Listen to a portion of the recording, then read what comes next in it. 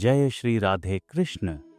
प्रिय मित्रों, आज जब हमारा देश कठिन समय से गुजर रहा है, जब सीमाओं पर तनाव है और हृदयों में चिंता, ऐसे समय में हमें श्री कृष्ण के वचनों की ओर देखना चाहिए, क्योंकि यही वो समय होता है जब भय और भ्रम हमारे मन को जकड़ लेते हैं।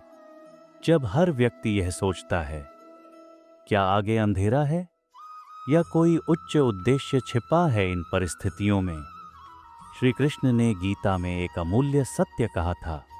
जब धर्म संकट में हो, जब सहनशीलता को कायरता समझा जाए और जब न्याय बार बार कुचला जाए, तब युद्ध भी धर्म हो सकता है।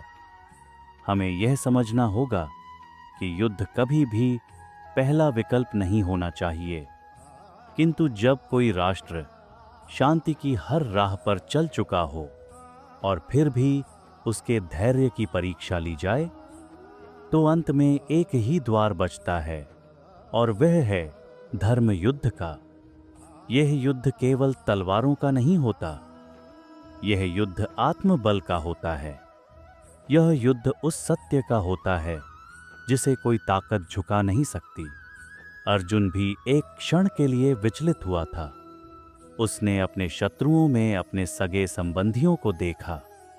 उसका मन दया और मोह से भर गया, लेकिन कृष्ण ने कहा, यह मोह नहीं, यह मोह माया है। यह तुम्हारे धर्म के मार्ग में बाधा है। जिस कर्म को करने के लिए तुम उत्पन्न हुए हो, उसे पूरा करना ही तुम्हारा धर्म है। आज भी यही स्थिति हमारे सामने खड़ी हो सकती है, जहां हमें भीतर से दृढ़ रहना होगा और बाहर से शांत। कभी कभी इतिहास हमें उस द्वार तक ले आता है जहां पीछे लौटने का कोई मार्ग नहीं होता, जहां आगे बढ़ना ही धर्म होता है। और तब कृष्ण की वाणी ही हमारा मार्गदर्शन बनती है। कर्म करो, फल की चिंता मत करो। जो हुआ वह अच्छा हुआ, जो हो रहा है वह भी अच्छा है, जो होगा वह भी अच्छा ही होगा।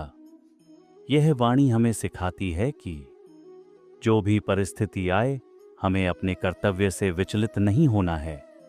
हमारा कर्तव्य केवल सीमा पर खड़े सैनिकों का नहीं है, हम सबका एक आंतरिक कुरुक्षेत्र भी है, जहां हमें अपने भय, अपने संशय और अपने मोह से युद्ध करना होता है। जो व्यक्ति भीतर से जीता, वह बाहर कभी नहीं हारता। यह समय है अपने भीतर श्री कृष्ण को जागृत करने का, उनके वचनों को केवल पढ़ने का नहीं, जीने का। क्योंकि जब राष्ट्र की आत्मा को चोट पहुंचती है, तो केवल अस्त्र नहीं, संस्कार भी उठाए जाते हैं। आज जो संघर्ष हमारे सामने है, वह अस्थायी हो सकता है, लेकिन हमारी प्रतिक्रिया, हमारी आस्था, हमारा धैर्य शून्य, वह तय करेगा कि हम कौन हैं। क्या हम भय से पीछे हटते हैं या धर्म से आगे बढ़ते हैं। श्री कृष्ण ने अर्जुन को केवल एक योद्धा नहीं, एक जागृत आत्मा के रूप में देखा, और आज वही दृष्टि हमें भी चाहिए। संघर्ष जब सामने हो तो मन स्थिर हो, नजरें लक्ष्य पर हों और हृदय श्री कृष्ण के चरणों में समर्पित हो। शांति तब तक एक भ्रम है जब तक वह न्याय से जुड़ी न हो, और न्याय के बिना शांति का हर द्वार अंततः युद्ध की ओर ही ले जाता है।